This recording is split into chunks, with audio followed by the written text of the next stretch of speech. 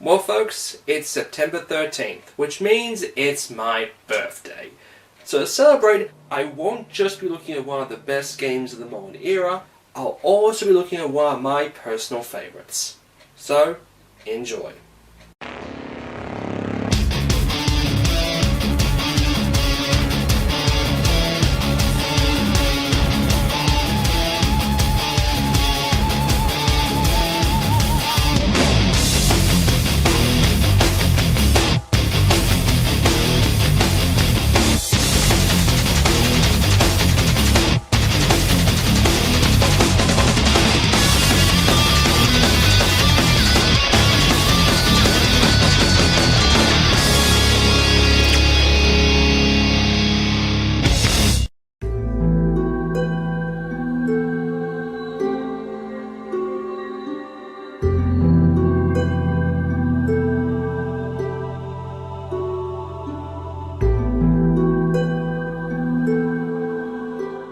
In 1989, Atari Productions, Toho, and Capcom set out to make both a horror movie and a video game based off said movie for the Famicom.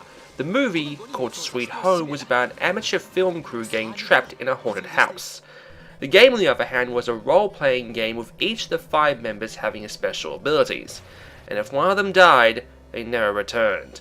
And if you lose too many people, the mansion's puzzles become unsolvable, and you are trapped in the mansion. This would be the first example of what is now known as survival horror.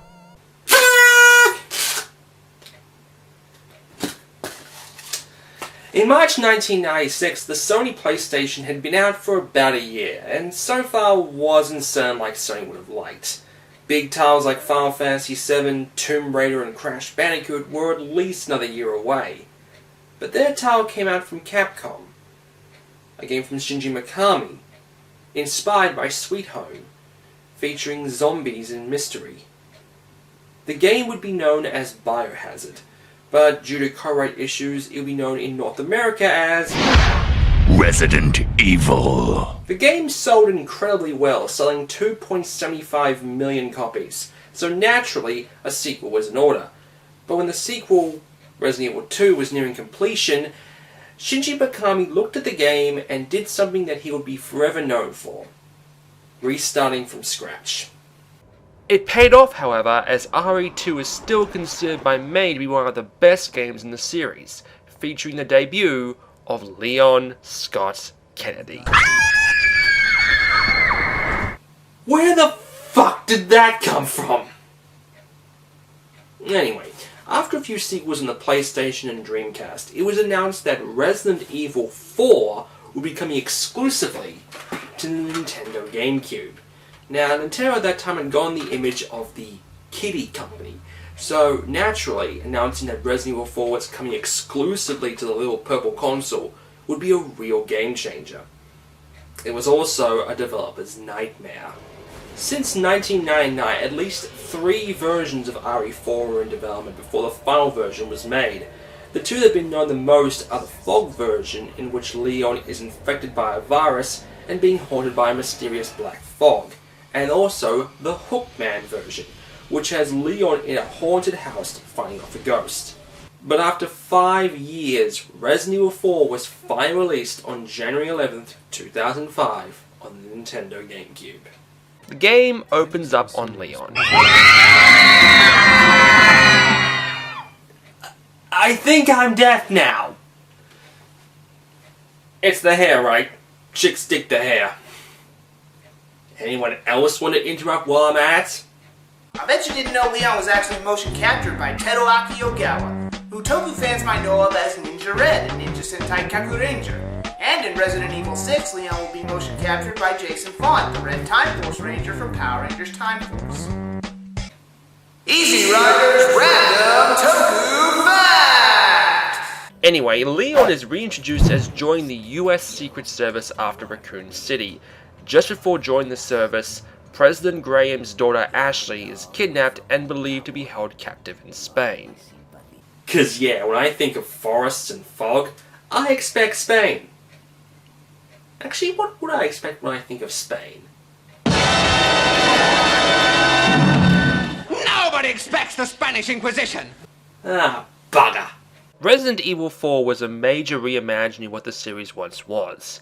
Instead of having the tank-style fixed camera angle controls of the previous game, the camera stayed behind Leon at all time, and holding down the shoulder button would fix the camera right behind Leon's shoulder as he aimed his weapon.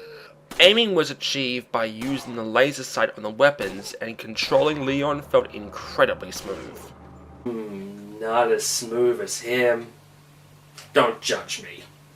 It became apparent very early on that the enemies in this game were not the zombies of previous games. These were people. People being controlled by an evil code which allowed them to move in groups and act intelligently. The most intense characters have got to be the Leatherface wannabe chainsaw Ganados, which survive being burned in sniper rifles. The graphics in the GameCube were absolutely stunning. Many people claimed it made the GameCube look like an Xbox, which didn't make sense. Now saying it made a PS2 look like an Xbox would have been more accurate. The thing I love the most about Resident Evil 4 is how varied the game is, having you in many different locales, from the aforementioned foggy villages, to battling a giant lake monster, to traversing a lab, to travelling in a minecart. The first time I played this game, I clocked upwards of 30 plus hours. After solving a few puzzles and killing a bunch of people, you finally rescue Ashley, but your mission is far from over. You now have to protect Ashley, which involves giving her herbs, hiding in bins, and picking up her skirts. Ow! You pervert! And if she gets captured, boy, you will know it. Leon!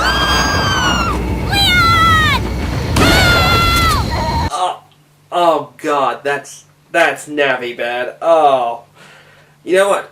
Forget Ashley. Screw Ashley. He is the best character in the game. Over here, stranger. That's right, the unnamed merchant. This guy is just awesome. He appears out of nowhere to buy, sell, or tune up your weapons. He always appears at places before you, and if you kill him, he just appears everywhere else like nothing ever happened. But of course, we can't talk about the merchant without talking about the inventory. RE4 introduced a new attaché case style of inventory, which was a welcome change to the limited space inventory of the previous games. It allowed you to hold more items as well as pause the game to switch weapons.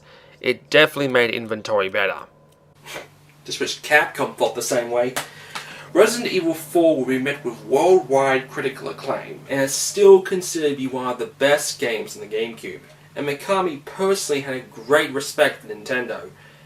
Alongside Resident Evil 4, we also got a remake of Resident Evil 1, Resident Evil 0, and a port of 2, 3, and Code Veronica. Unfortunately, Capcom are greedy assholes who, despite Mikami's best wishes, announced they were porting the game to the PlayStation 2. The end result had Mikami leaving Capcom. And I just so happened to have a copy. Oh, I don't want to pull out my PS2. I don't know, I'll just use my PS3.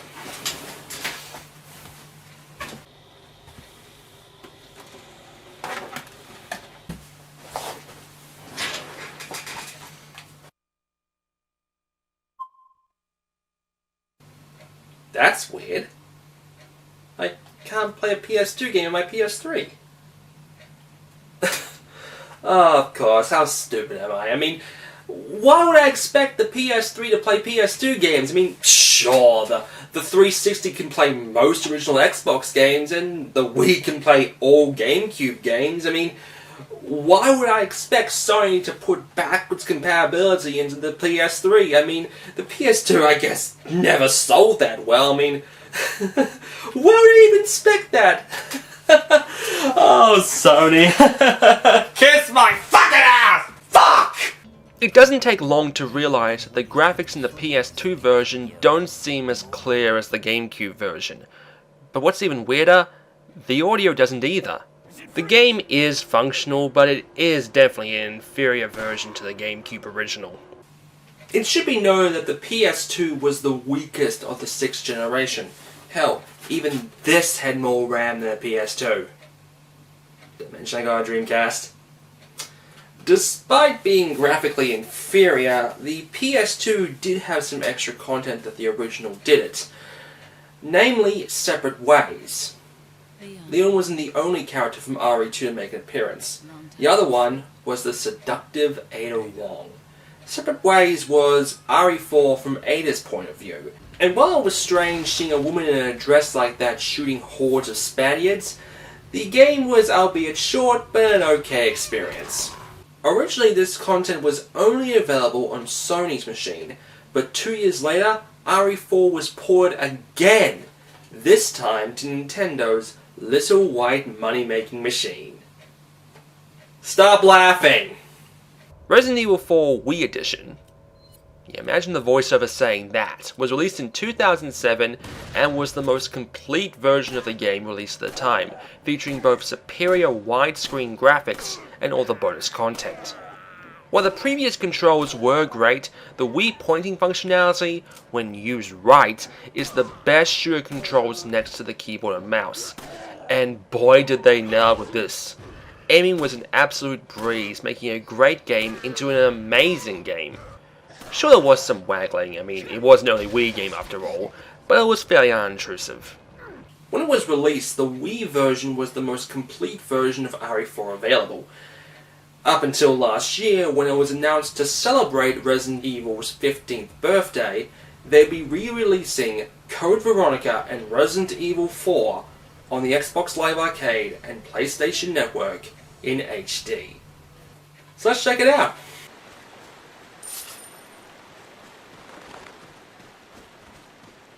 Oh, I'm sorry, I seem to have put in the Wii version by mistake.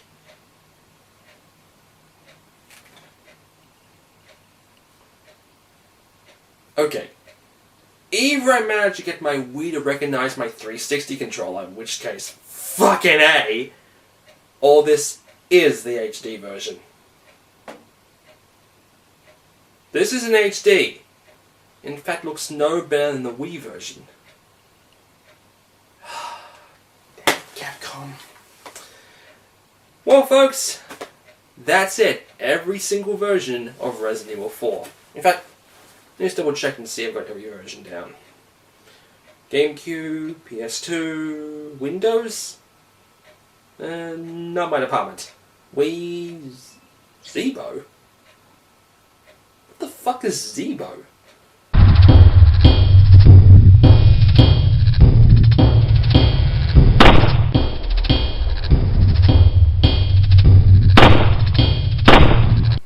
Oh, God. Yeah, no. When asked what is the best game in the Resident Evil series, most people answer with either 2 or 4. Most people consider RE4 to be a major departure from the series' roots, but in the case of a franchise reimagining, RE4 is probably the best example of it, and people sure show it with the game selling over 7 million units on over all platforms.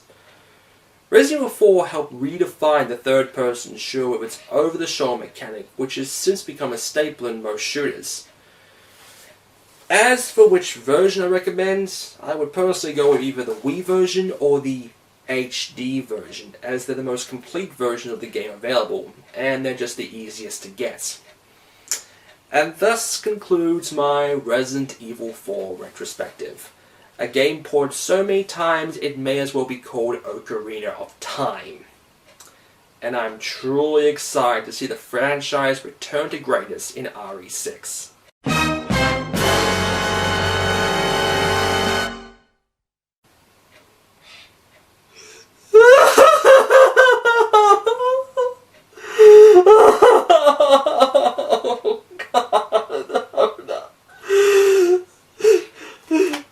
Happy birthday to me!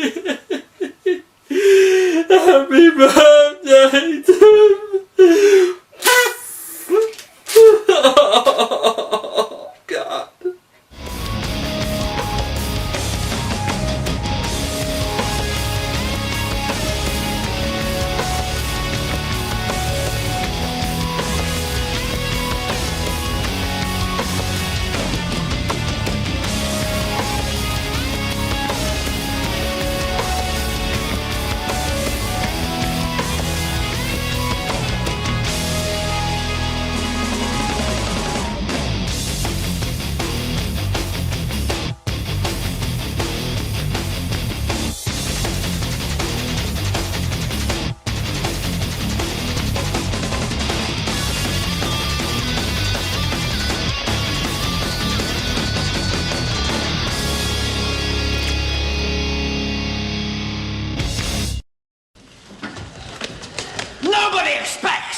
old bugger.